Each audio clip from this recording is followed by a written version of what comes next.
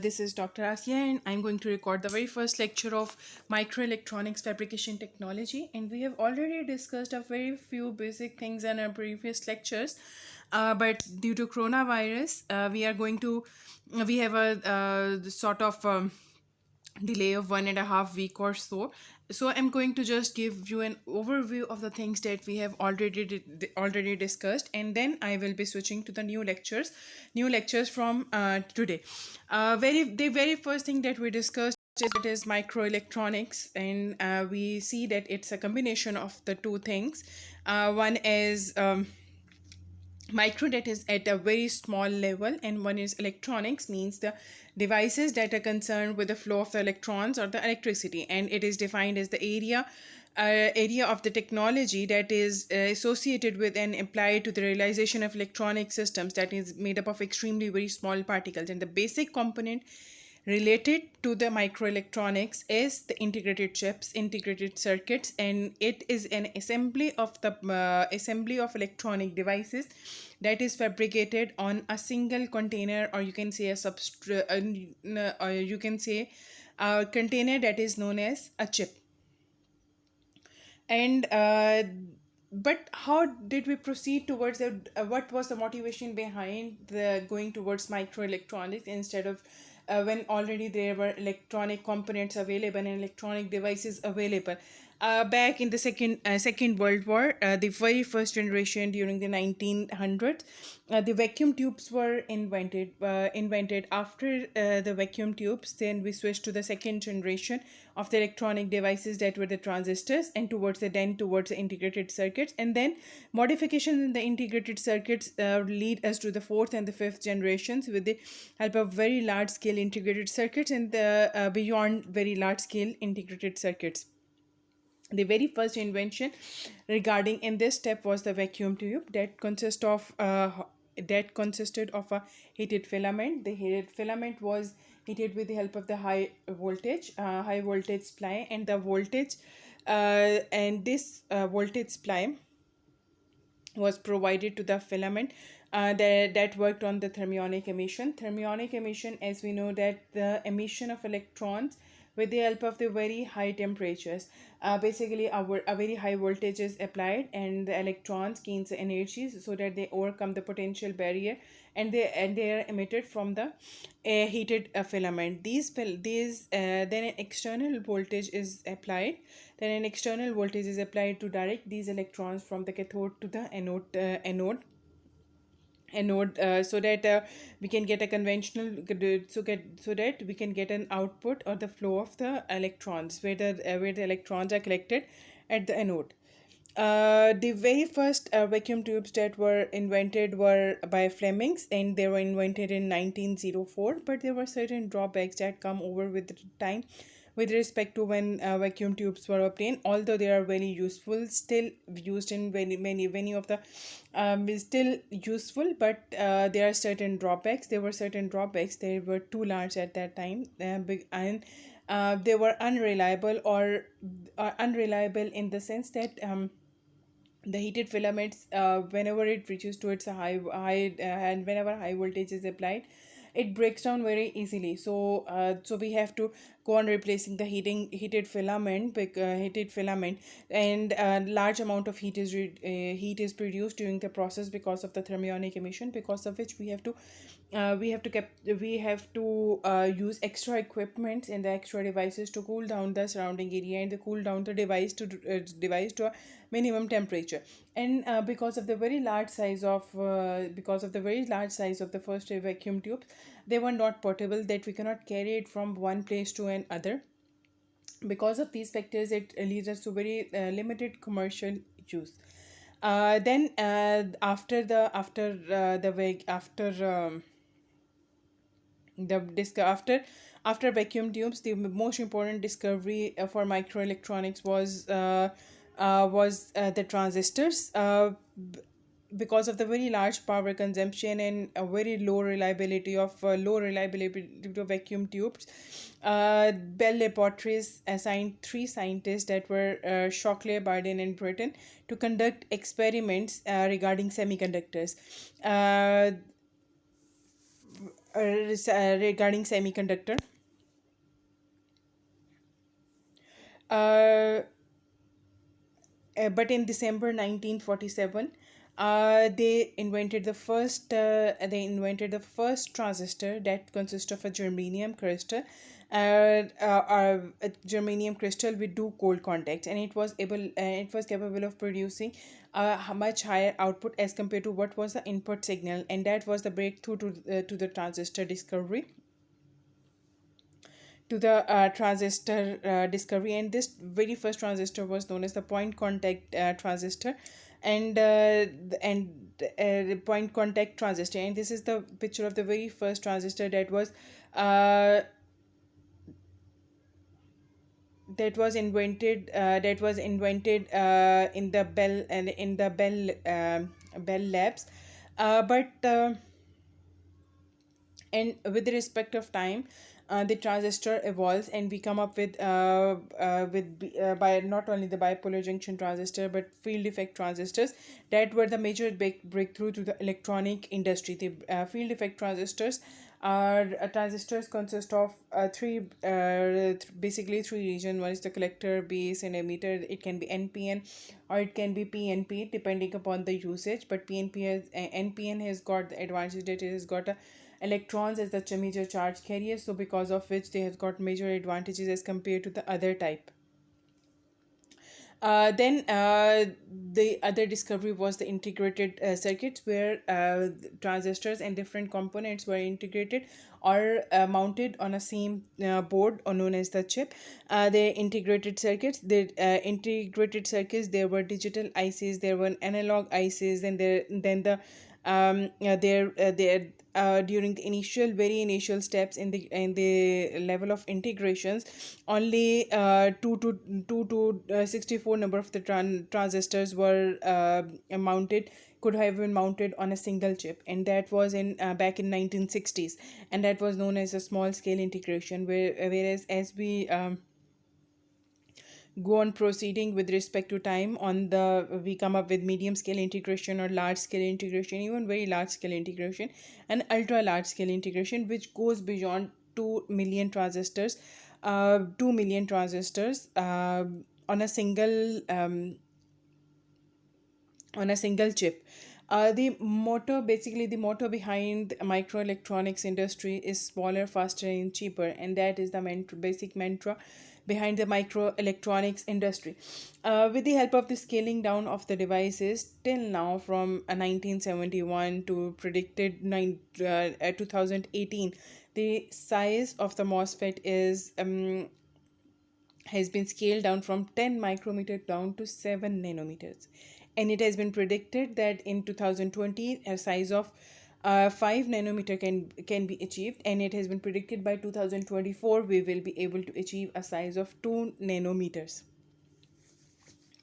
But along with a certain benefits, that includes there are more number of transistors could be incorporated on a single chip, and they can function. They increase not only the functionality but also the cost per function, and overall cost of the devices were reduced. But the main challenges that were includes to that as we go on reducing the size, the complexities increases. The number of the transistors on a certain on a small chip increases, their power their there there were challenges that how to reduce the feature size, keeping in view the current density and the leakage current and the other factors that were involved to a minimum level. And the basic challenge was to how to fabricate these, or how to manufacture these devices on a very small scale. Behind all of these motivations, there was a scientist that was named as Moore. He belonged to Intel company, and in the very first and he predicted, he had at the time he predicted a certain he predicted that number of the transistors will go on increasing after every 2 years, by after every year. And in at that time he had only got 4 points to predict, 4 or 5 points to predict his history or to predict this thing. But he predicted that it will go on increasing, and as time passes, this is up till the 2018, we see that the number of the transistors, number of the transistor that are mounted on a single chip go on increasing.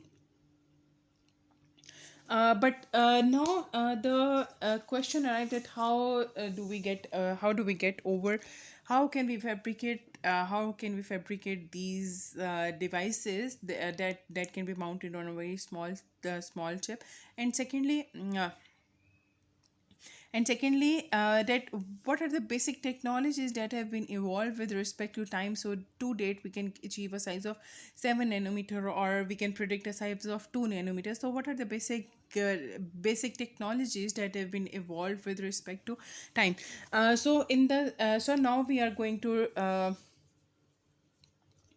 now we are going to discuss certain technologies that certain semiconductor technologies that has been evolved with respect to time, so that they can help in not only the scaling down of the devices but also in increasing their efficiency and increasing and towards versatile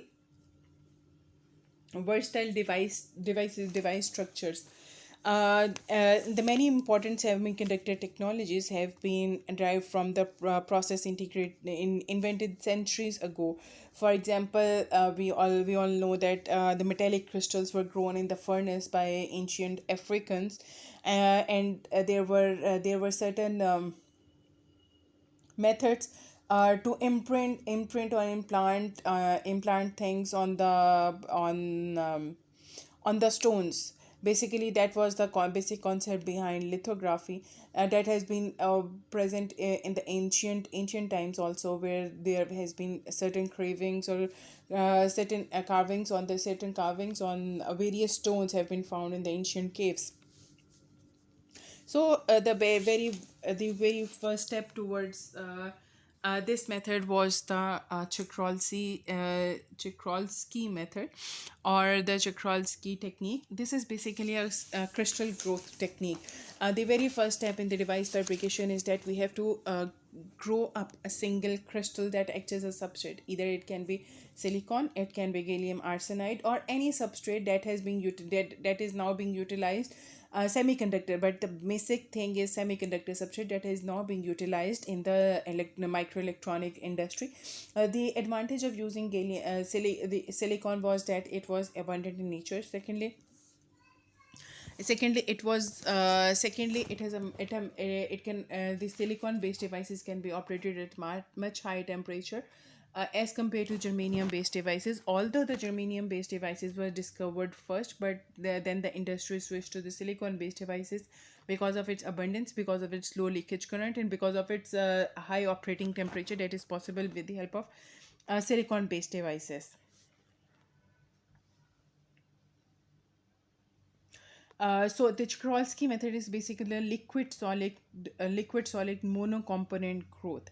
Means it can to date it can only be utilized for this growth of the single phase crystal, like silicon, germanium, copper, or any a single phase crystal. It cannot be utilized for the growth of the compound crystals, like gallium arsenide, or any other thing, for silicon product. And this method was invented in 1980s. uh in the next few minutes, I'm just going to give an overview of the technologies that are being listed in the table before before and after that, inshallah, in the next lectures we will be discussing each and every step in very details. So just this is an overview of what are the technologies that has evolved with respect to time, and what are the and how and in the end we will discuss how these technologies are being utilized for the devices fabrication as well.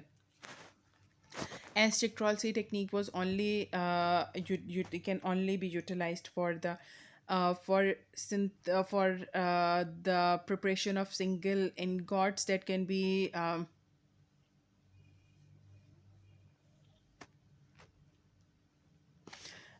single ingots or the single crystals. Whereas for the growth of gallium arsenide and related other compounds, Bridgman crystal growth was developed. Crystal Bridgman crystal growth was developed. Both of these techniques are based on using a seed crystal. The seed crystal is basically a single crystal of silicon or gallium arsenide that basically acts as a starting point for the growth of these crystals. The molten or the melted alloy in the case of Richmond crystal growth or melted alloy just stick to this tea seed and take up its characteristics of the single crystal, take up the characteristics of the seed. At seed basically acts as a substrate for the growth of these crystals. uh, until 1950s, the whole of the semiconductor industry was totally based on whole of the microelectronics industry was totally based on silicon or germanium. There was no concept of using silicon using compound semiconductors. But in 1952, Volker noted that gallium arsenide, along with other 3 5 compounds, were also exhibited semiconducting properties. That is, their conductivity can be controlled. It lies in between that of conductors and insulator, and the conductivity can be controlled with the help of the various dopants.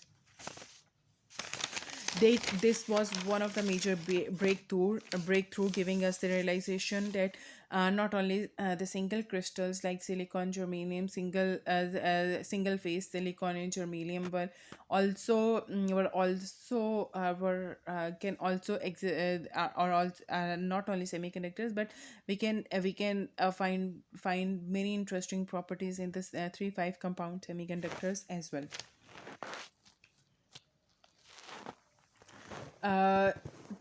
uh, then the basic theory of diffusion then comes up with the concept of diffusion, where the basic concept or the basic theory was given by Fick in 1855. But and we all know that diffusion is the movement of the particles from higher concentration to a lower concentration. That is the universal law that everything flows from higher concentration to the lower concentration. But in 1952, it was realized and it was patented that this process of diffusion can be utilized to control or to alter the conductivity of semiconductors, especially silicon or germanium or even gallium arsenide or these things. And this leads to this was also one of the major discoveries, as say as in the case of undoped semiconductor, the conductivity cannot be varied, whereas in the conductivity cannot be varied at room temperature, whereas in the case of doping with the help of the diffusion or any other process, the conductivity of the semiconductor can be controlled according to the requirements. Now, lithography is the key technology for the semiconductor industry, and it is the significant economic factor, and it holds for the significant economic factor because 35%, according to some of the predictions, 35% of the IC manufacturing cost goes to the lithography process, and it is the lithography process that is the major contribution towards the scaling down of the devices. It was originally invented in 1789, and the original process was to engrave something on the on the to engrave something on the stones, and originally the process or the image was transferred to the stone plate that was known as lithos. But in 1957, Andrus used the photosensitive material in the process of lithography, and give lithography a whole new face or a whole new representation. Photosensitive material is basically a material that alter its physical and the chemical properties, especially the chemical properties, when it is exposed to the ultraviolet light. In this case, in that using the photosensitive material, the portions that are exposed to the ultraviolet light behave differently, whereas in the photoresist that is not exposed to the ultraviolet light, behaves differently. And this acts as and this was one of the milestones towards the device fabrication. And further, it was realized, or it was realized that the oxide layer can prevent most of the impurity atoms from diffusing through it. And it was a really important discovery, as the depletion and as we can see over here, that the doped regions are formed in the areas in which no oxide layer is grown. And this oxide masking method, in which the oxide layer can prevent most of the impurity atom, most of the thing is to consider here is most of the impurity atoms from diffusing through it, uh, was is an important discovery regarding the microelectronics industry. And then comes with the epitaxial CVD growth. There are two important things. One is the epitaxy. It is a Greek word that is composed of two words. One is epi, that is means ons, and one is texas, that means arrangement. Uh, in this case, the it is the basically technique for crystal growth to form a thin layer of semiconducting material on the surface of a crystal that has a lattice structure identical to that of the crystal. And basically, in the case of epitaxial growth, the film adopts the same crystal structure. The thin film adopts the same crystal structure as your underlying substrate. If the substrate has the cubic structure, your film, the epitaxial film, will also adopt the cubic structure. If your substrate has a hexagonal structure, substrate is basically the support that is used for the thin film's growth.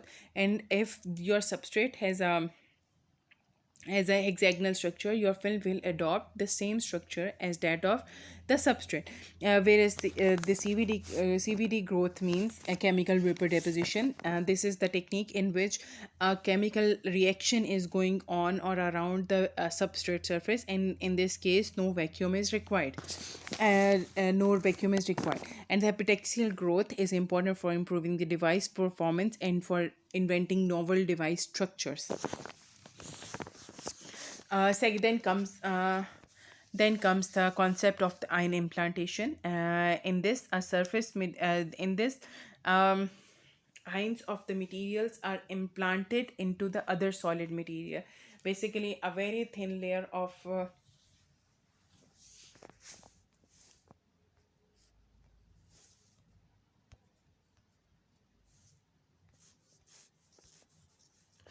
sorry, here the diagram of ion implantation is not correct. It is the diagram that is associated with the uh, it is associated with the CVD growth. Basically, in the case of ion implantation, ions of the particular material are implanted into the semiconducting material. For example, in the case of phosphorus ions, specifically ions, are targeted at a high energy into the semiconducting material, are implanted into an other solid material, and that alters the physical as well as the chemical properties. The ion in the process of ion implantation is basically composed of three things. One is the ion source, One is the accelerator and one is the target. The ion source is used for producing, for use for converting any material into the ionic form. These ions are then accelerated with at a very high voltage, and then they are directed towards the target where they enter the target material. And the depth or the point at which the ions can be implanted, depth of penetration, or the points at which the electrons can in which the ions can enter or penetrate into the semiconductor or the target material, depends upon not only the ionic species but also the energy that is being provided, that is the voltage that is being provided to the ions, and also on the composition of the target. Ions, phosphorus ions will behave differently under the same conditions for silicon crystal and for germanium crystal. Same goes for boron ions, will behave differently for the silicon crystal and for the germanium crystal.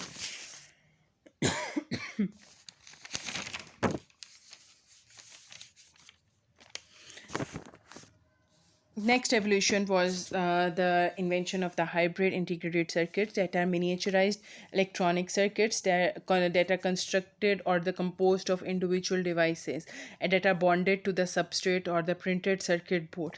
These devices are incorporated. The devices are incorporated on a single printed circuit board or a substrate. It was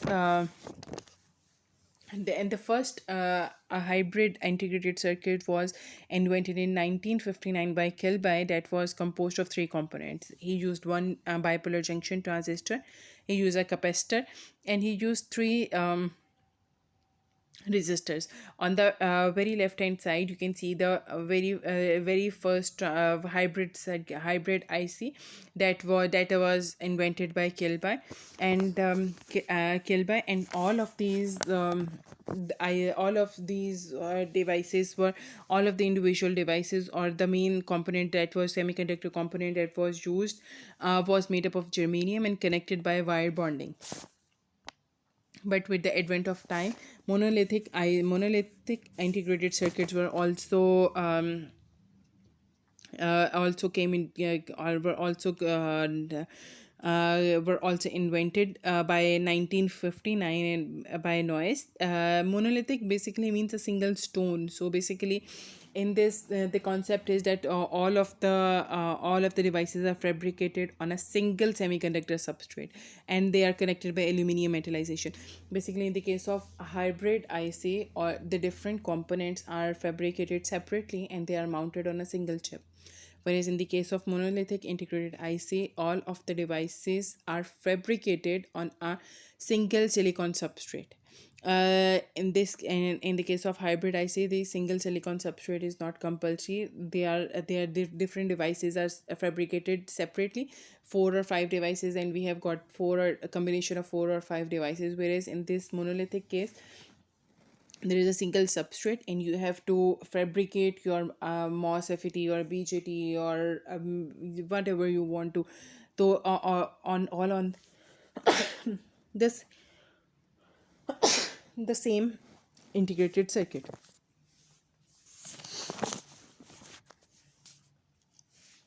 And it's I hope it's not. And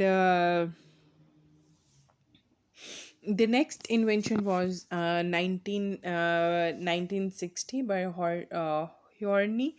Um, that was the inventor of the planar process. In basically different steps are involved in the planar fabrication of the planar process. The very first step is oxide layer is formed on the semiconductor subsurface. At a single crystal of say silicon is taken, and an oxide layer, let's say SiO2, is formed on the semiconductor surface. Then with the help of lithography technique, some portion of the oxide layer is etched away, like you can see in the second diagram of the right on the left hand side, is in the which portion of the oxide is removed and windows are cut into the oxide. And the very third step, there is a third picture on the left hand side, impurity atoms will diffuse through the exposed surface, for exposed semiconductor surface. In this case, a p-n junction is formed.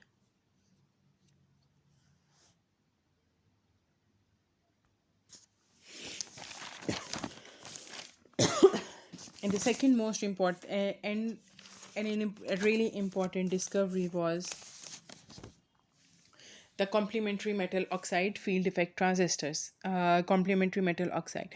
In this case, as the complexity of the complexity of the ICs increases, we switched from n-type MOSFETs to complementary metal oxide field effect transistors. Basically, in this case, NMOS and the PMOS transistors are used side by side, as can be seen over here.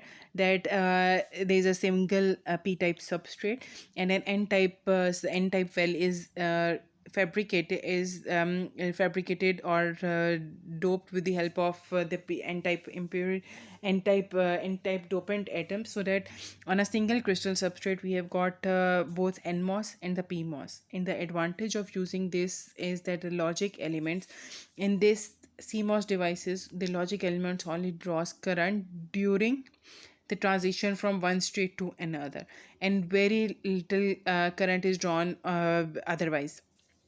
So in this case, as compared to using separately NMOS transistor or the PMOS transistors, the power consumption was drastically reduced with the help of CMOS transistor, because whenever it switched from 0 to 1 or 1 to 0, only then the current was drawn. And then we come up with the invention of dynamic RAMs. That was in 1967. The very first dynamic random access memory is basically a volatile memory, and only when your power is turned on, the data that is being stored, the data, yeah, that it stores only data when the power is turned on, or it works only when the power is turned on. So the very first dynamic RAM was dynamic random access memory was was invented in 1967, and it only used two components. One was the metal oxide field effect transistor, and one was the charge storing capacitor. Basically, the concept was to um, uh, the concept of the concept of the MOSFET, along with the transistor, was to charge and discharge the data, so that the charge storing capacitor stores the charge whenever the power is turned on, and the MOSFET acts as a switch to charge and discharge the capacitor. Next come up with the next was the poly silicon self aligned gate process, in which when the gate electrode region of MOSFET is used as a mask for doping and drain and source region. Basically in the case of self aligned process, the gate process, uh, there it was the drastic reduction in the number of the fabrication steps, because we know in the case of metal oxide field effect transistor, metal oxide the oxide layer is being used as the gate layer. So in this case that gate layer basically acted as a mask for doping of the source and the drain. Thereby it reduces the number of the fabrication steps, thereby reducing the overall uh,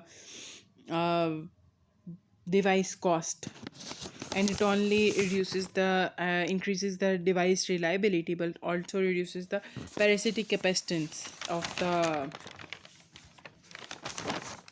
devices.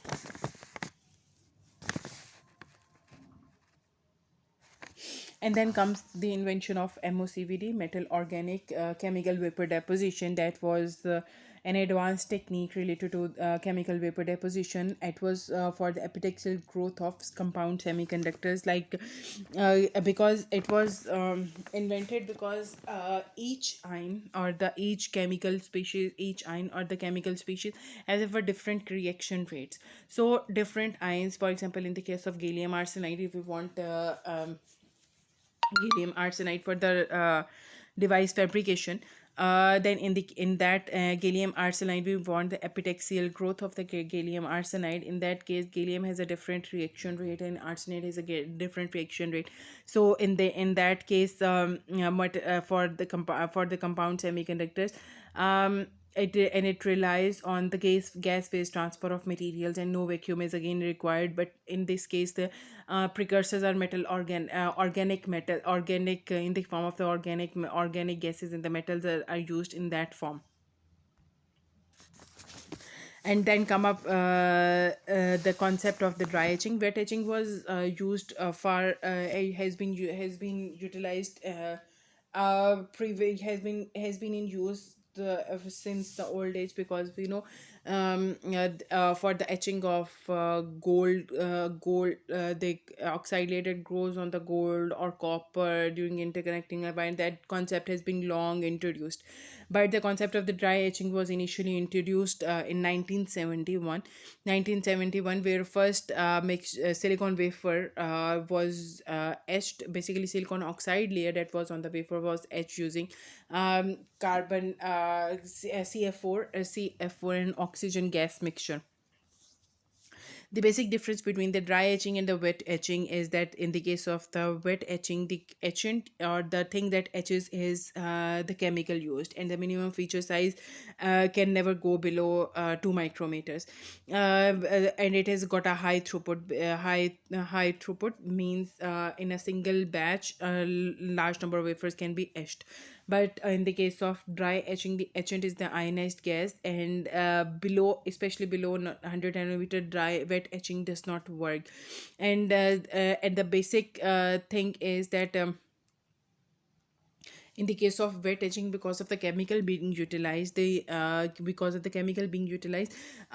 small portion of the film or the oxide layer under your photosensitive material or any is also etched, as we can see over here in the first picture, that there are curved portions, that the film that was under the photo PR, the photoresistive material, was also etched. Whereas in the case of dry etching, it has got a really a high selectivity, that it has got a really good selectivity, that we can really select the portion that we want to etch.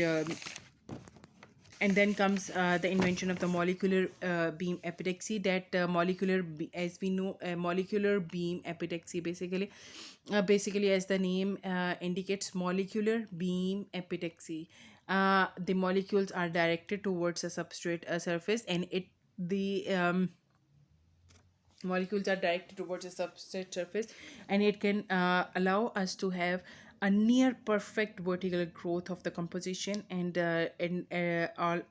also doping down to the atomic dimensions is even possible with the help of molecular beam epitaxy. Then comes a microprocessor invention, with that is a microprocessor is basically an a microprocessor is basically an integrated circuit that contains all the functions of that combines all the functions of the CPU of a computer. हमने whenever we CPU CPU जब भी आप open करते हो, you get आपको एक board बड़ा सारा उसके अंदर नज़र आता है. That is basically a microprocessor, and वो basically that is the brain of your computer. So basically the invention of microprocessor was one of the major breakthrough, and it was invented by Hoffman in 1971 for the very first time. It was a 4-bit Intel 404 microprocessor, and it was a with a chip size of 3 millimeter by 4 millimeter, and imagine there were 23,000 MOSFETs that were integrated on that single microprocessor that was designed using P-channel polysilicon gate with a 8 micrometer design rule.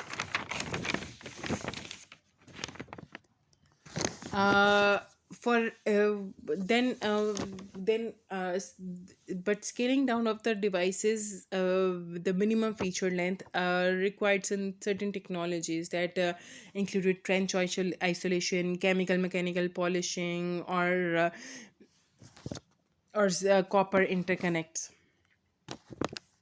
In the case of trench isolation, basically trench isolation means to isolate the CMOS devices, because when on the single silicon, when on a integrated circuit or a microprocessor, thousands of or millions of CMOS devices are fabricated. We don't want the CMOS devices to be interconnected, so they have to be isolated. For this purpose, trench isolation is the major discovery in which the photoresistive material was the in which the photoresistive material for in which a trench, or you can say a ghara, is being etched between the two devices, and this garha or the trench is being then filled by the oxide layer. And then came the chemical mechanical polishing for global planarization of the interlayer direct dielectrics.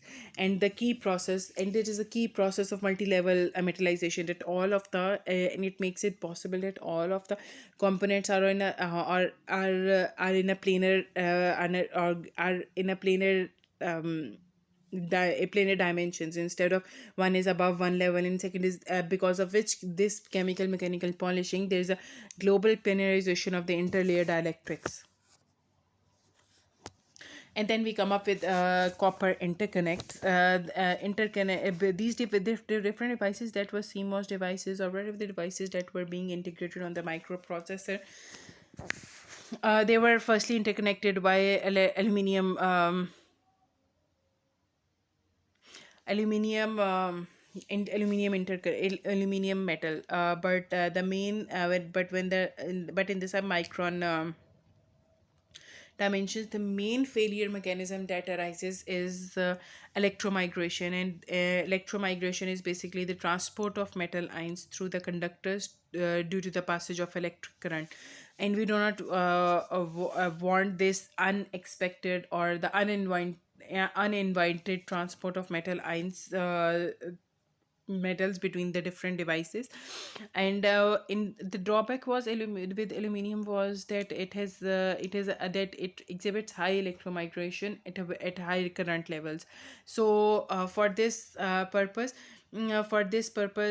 copper was replaced with aluminium, that is a low electromigration level even at high current level, especially for the devices that were reduced size below 100 nanometers. These were the basic inventions that took over the period of time. So that leads us to the discovery of so that leads us to whatever sizes, MOS FET sizes and the device sizes we are dealing with today. This was an overview of what are we going to discuss in the next lecture, Chikral technique, and what is the diffusion we will discuss in detail, and what is the basic process behind lithography, and how is the planarization concept being carried out, and all of these things, and what is the advantage and what is dry etching, and what is wet etching, and how do we prefer one over the other. We will discuss in details in the next few lectures. Now we will be going through some of the very basic fabrication steps that we will be discussing. And in the very first step, in the figure A, we take up a silicon substrate. Let's say in n-type silicon, we take up a n-type silicon. The very first step is to grow an oxide layer, that is SiO2 oxide layer, SiO2 in this case on the single crystal silicon. And in that case, the oxide SiO2 growth the SiO2 growth not only acts as an insulator, but also acts as a barrier to the diffusion. It can also act as a barrier to the diffusion or the ion implantation. And in the PN junction, it is also used to define the junction area. The oxidation can be carried out by wet oxidation or the dry oxidation. In the case of the dry oxidation, dry oxygen is being used, whereas in the case of wet oxidation, water vapors are being utilized.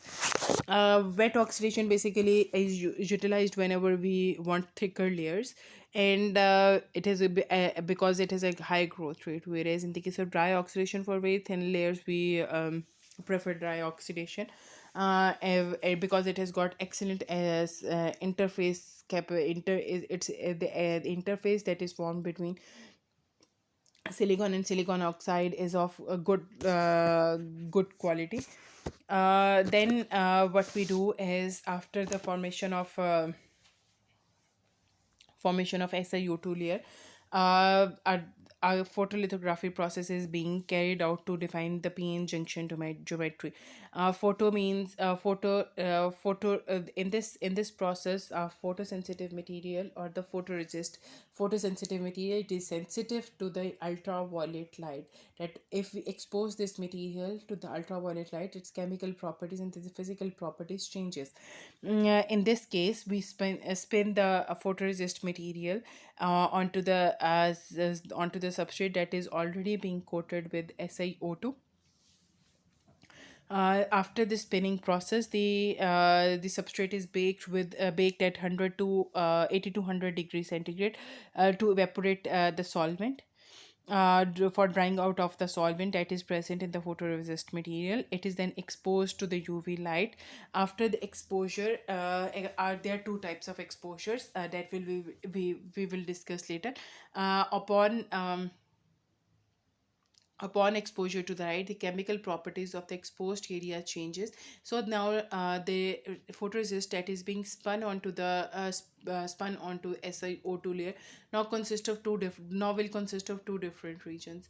One will be the original properties of the photoresist, and one region that will contain the properties of the photoresist that is after being exposed. So both of the regions will contain different chemical and the physical properties. It will be then the substrate will be dipped into into a solution that is known as the developer. In this developer, that dissolves the unexposed or the exposed area, that exposed one of the exposed areas, one of the areas, either exposed area or the unexposed area, depending upon the type of the photoresist used. It is then pre-baked at 120 to 180 degrees centigrade to increase the adhesion and resistance to the process like etching that is going to be following.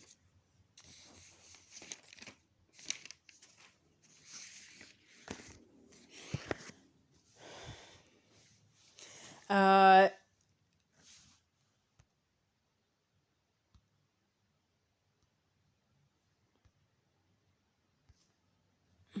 After that the after the resist is being removed, you can see in the figure the resist is being removed in the developer solution. Etching is being carried out etching is being carried out to remove SiO2 layer. And now, as we have already discussed, there are two types of etching. One is wet etching and the dry etching. Mostly in the case of HF, in the case of normal well, in the case of in the case of devices with the feature size less than 100 nanometers, we prefer dry etching. But in the case of sizes with greater than 100 nanometers, we HF is a good hydrofluoric acid is a really good etchant for SiO2 layer. That after that the after etching of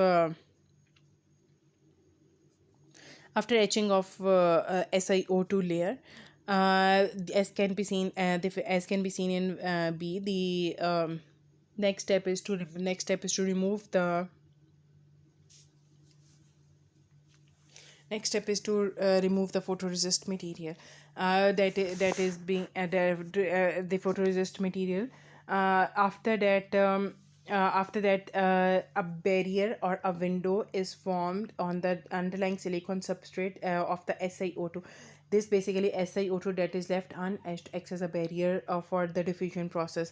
And in this case, the diffusion in this case the diffusion is being used, or the ion implantation is being used, as we can see in the figure D, that silicon not protected by SiO2 to exposed to a source of high concentration of opposite impurity ions. For example, if we have n-type silicon substrate, and we have to form a p-n junction, that we have to do p-type impurities in this in this form, and and the impurity atoms moves by solid state diffusion.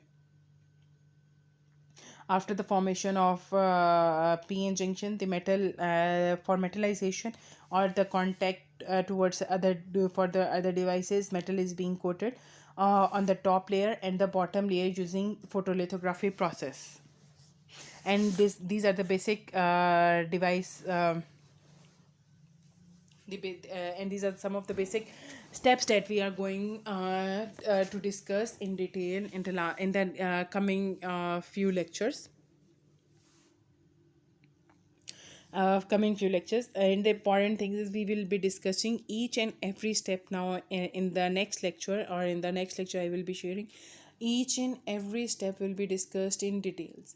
So if you have any queries or if you have any questions regarding the first lecture, if we have got certain options, we can arrange an online discussion lectures during this season.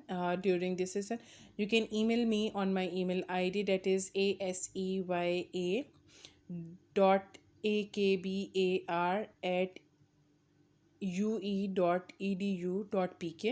You can email me on that, whatever you feel like. And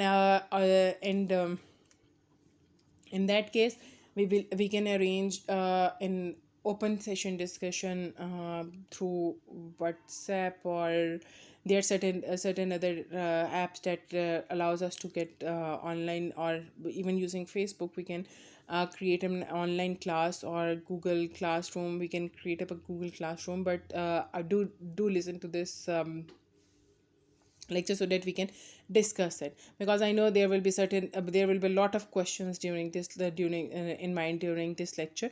So you are open to contact me anytime. See you in the next lecture. Allah Hafiz.